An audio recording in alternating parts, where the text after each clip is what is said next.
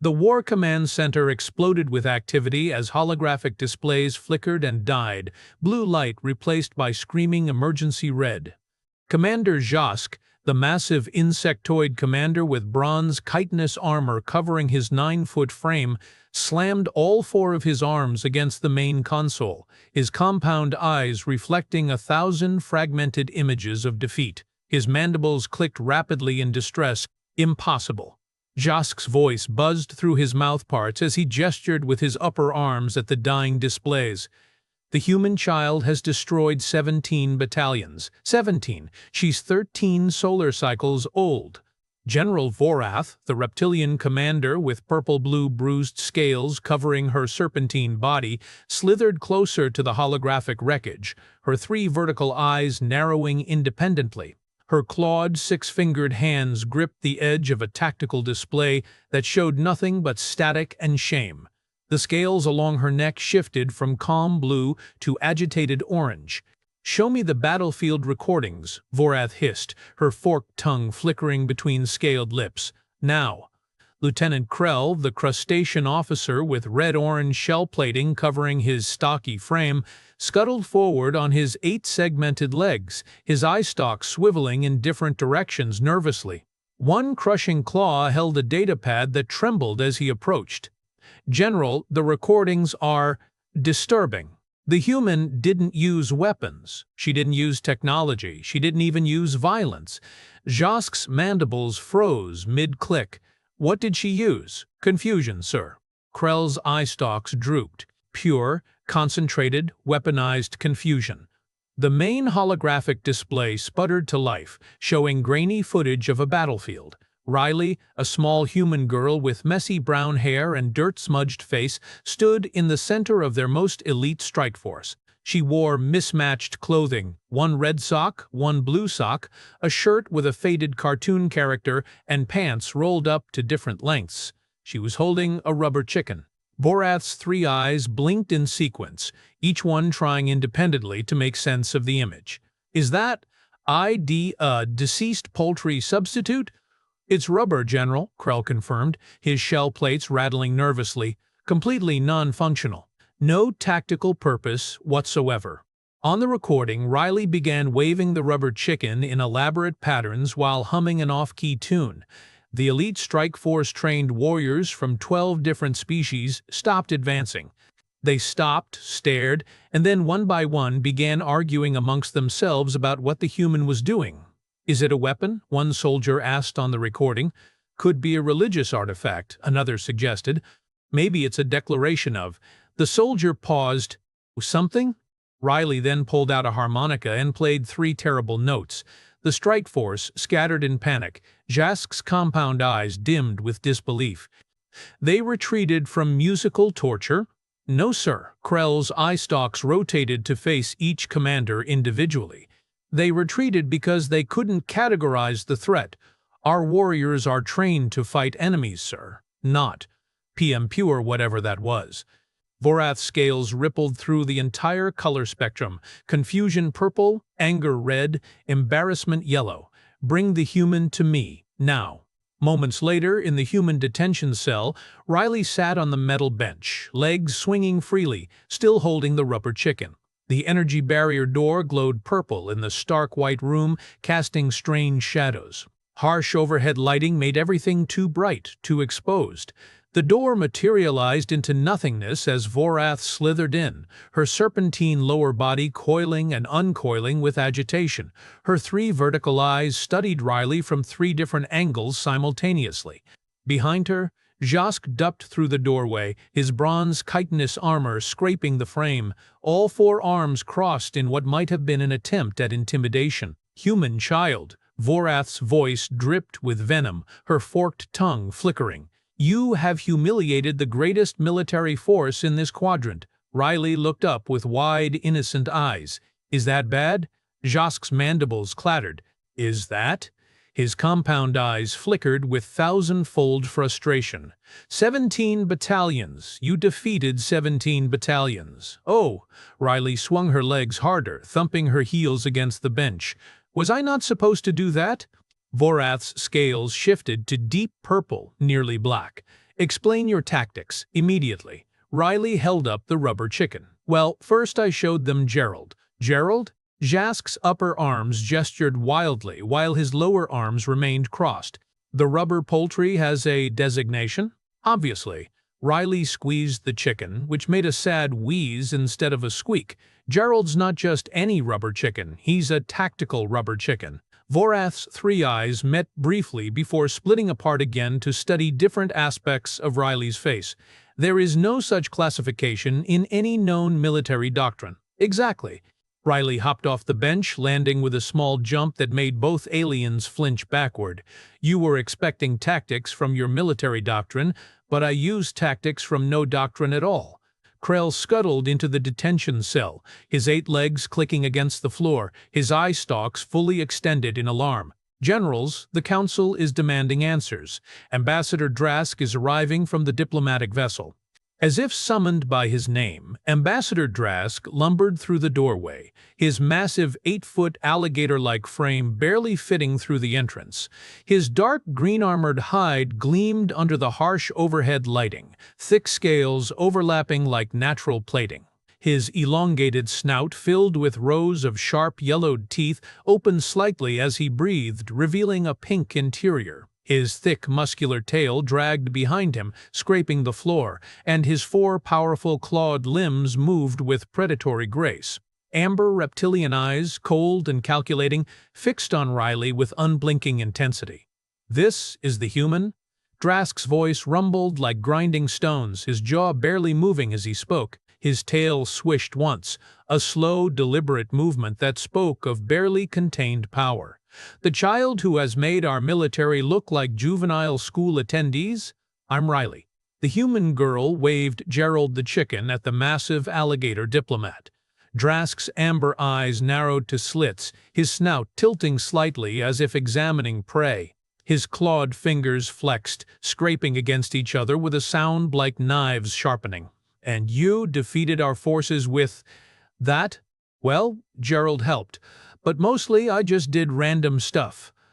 Riley demonstrated by spinning in a circle 3 times, stopping abruptly and pointing at Jask. "Like that? Didn't expect it, did you?" Jask's mandibles locked completely, frozen in incomprehension. Vorath's scales rippled through confused purple to analytical green. "Random actions cannot constitute viable tactics." "Sure they can." Riley bounced on her heels, her mismatched socks flashing. "See, you guys have all these fancy battle strategies. You train for every scenario. You have contingency plans for contingency plans." She pulled a banana from her pocket, where had she even gotten a banana, and began eating it. "But you never train for someone who doesn't know the rules." "That is not," Vorath started, but Riley cut her off by throwing the banana peel onto the floor. "Oops," Riley said, not looking sorry at all. Krell's eye stalks swiveled to stare at the banana peel. "Is that a trap?" "No, I just dropped it," Riley smiled. "Or did I?" All 4 aliens took a step back from the banana peel. Drask's tail swept protectively in front of his clawed feet, his amber eyes darting between the peel and Riley. "This is absurd," Drask growled, his thick tail thumping against the floor. "Your actions have no logical foundation." "That's the point." Riley pulled out a yo-yo from another pocket and began playing with it, the string tangling immediately. "Your soldiers kept trying to figure out what I was doing. They tried to find patterns. They analyzed Gerald's movements for hidden meanings. They debated whether my humming was a psychic attack." The yo-yo clattered to the floor. Riley left it there. "While they were thinking, I just kept doing more weird stuff. Eventually, they got so confused they retreated to reassess the situation." Jask's compound eyes dimmed and brightened rapidly. "You weaponized." "Uncertainty, I guess?" Riley shrugged. "I mostly just had fun." Vorath's 3 eyes narrowed simultaneously, her scales shifting to calculating teal. "Demonstrate. Show us one of your tactics." Riley picked up Gerald the chicken, walked to the corner of the detention cell, and stood facing the wall. She didn't move. She just stood there, holding the chicken, facing the white wall while harsh overhead lighting cast her shadow. 30 seconds passed. Jask's mandibles clicked nervously. What is she doing? Unknown, Vorath whispered, her serpentine body coiling defensively. Is it a meditation technique? A threat display? Krell's eye stalks extended fully, his crushing claws raised. Should we stop her? Drask's amber eyes fixed on Riley's back, unblinking, his muscular body tensed like a coiled spring, his clawed hands flexed slowly, his thick tail swaying in agitation. Stop her from standing? That seems excessive. His snout twitched, nostrils flaring.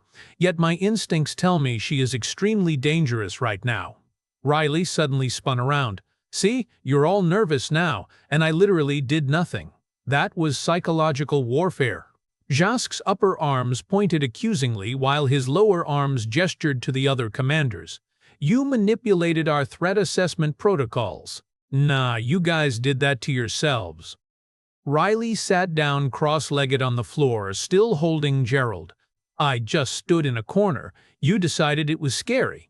Ambassador Drask lumbered closer, his massive frame casting a shadow over Riley, his dark green armored hide reflecting the harsh lighting. His elongated snout lowered toward her, rows of sharp teeth visible as his jaw opened slightly. Explain why your forces did not simply neutralize you.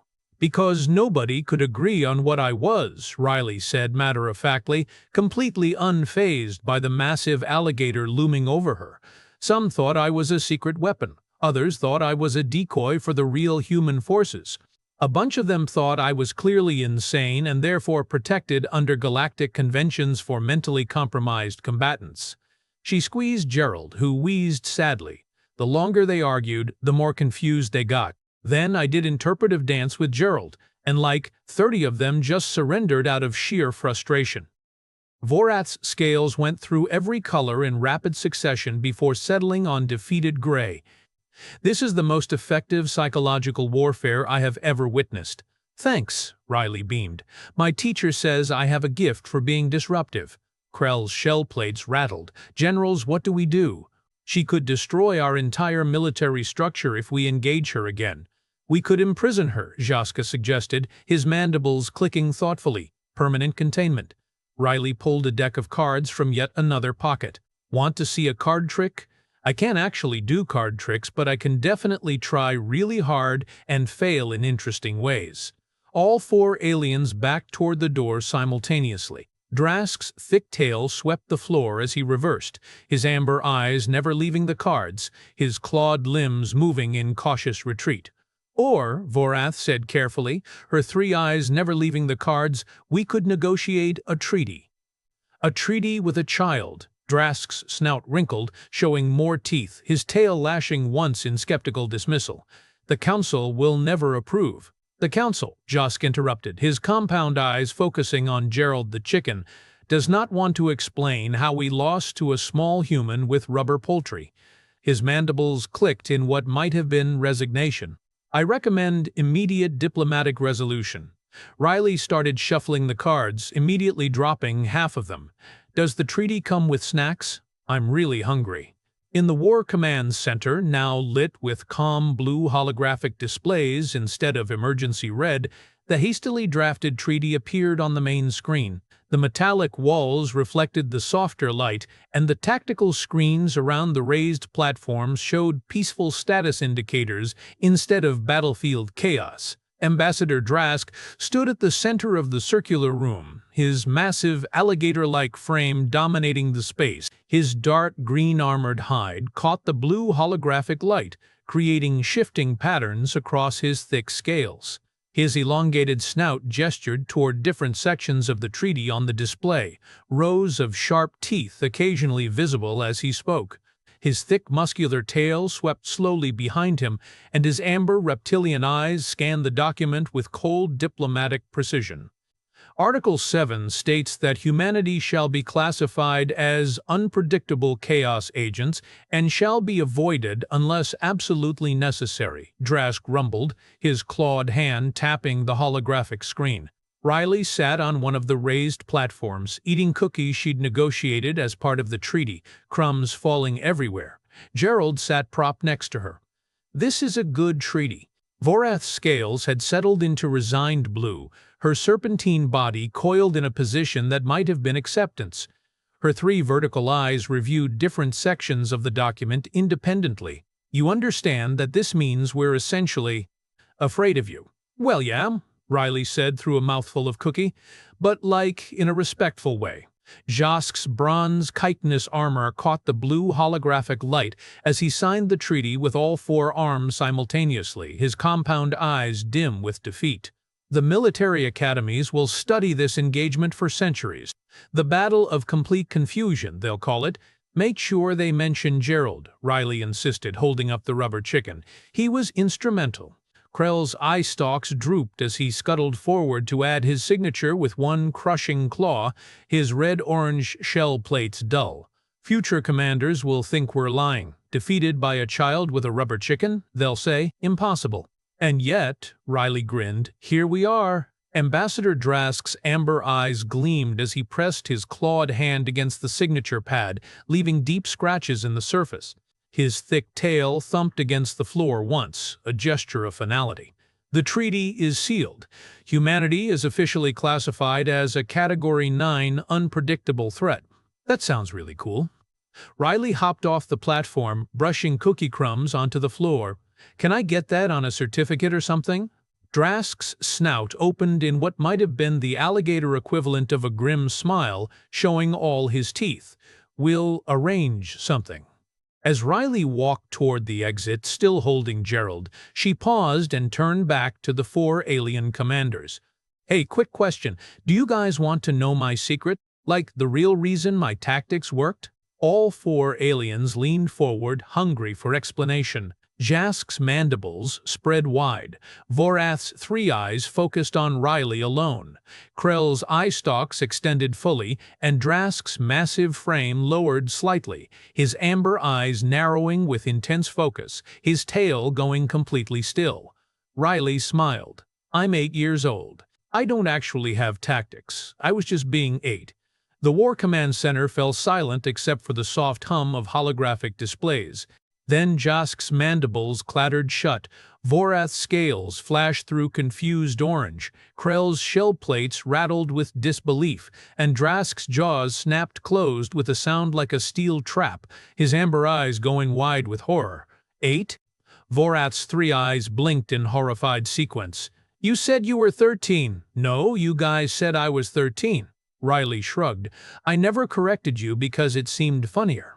"If she's only 8, Krell's eye stalks swiveled toward each other in conference.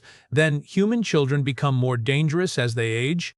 "Probably," Riley offered helpfully. "My big brother is 11 and he's way weirder than me." Ambassador Drask's thick tail began lashing violently, his dark green-armored hide seeming to darken further. His clawed hands gripped the edge of a console, leaving deep gouges. His elongated snout tilted back, showing the full expanse of razor-sharp teeth in what could only be described as existential dread. "Generals, I recommend we expand the treaty to include a complete no-contact policy with human juveniles of all ages." "Agreed," Jask and Vorath said in perfect unison, their voices overlapping. Riley walked through the door, waving Gerald as she left. "Thanks for the cookies, this was fun." After she disappeared, the four commanders stood in the blue-lit War Command Center, staring at each other in shared trauma. Finally, Krell spoke, his eye stalks drooping. "Should we warn the other military fleets?" "Yes," Vorath hissed, her scales settling into exhausted gray. "Tell them that if they encounter a human child doing anything even remotely illogical, they are to surrender immediately." Jask's compound eyes flickered with tired defeat, his forearms hanging limply. The galaxy's most advanced military coalition, defeated by an 8-year-old with a rubber chicken named Gerald. Ambassador Drask lumbered toward the exit, his massive, alligator-like frame moving slowly, his thick tail dragging behind him. His amber eyes had dulled to a tired bronze color. "I need to file approximately 90 diplomatic reports, and then I need to schedule therapy sessions for this entire command staff." "Make it group therapy," Krell suggested, his crushing claws drooping. "We're going to need each other for this." As the holographic displays showed Riley's transport leaving their fleet heading back toward Earth, one final transmission came through her communication channel.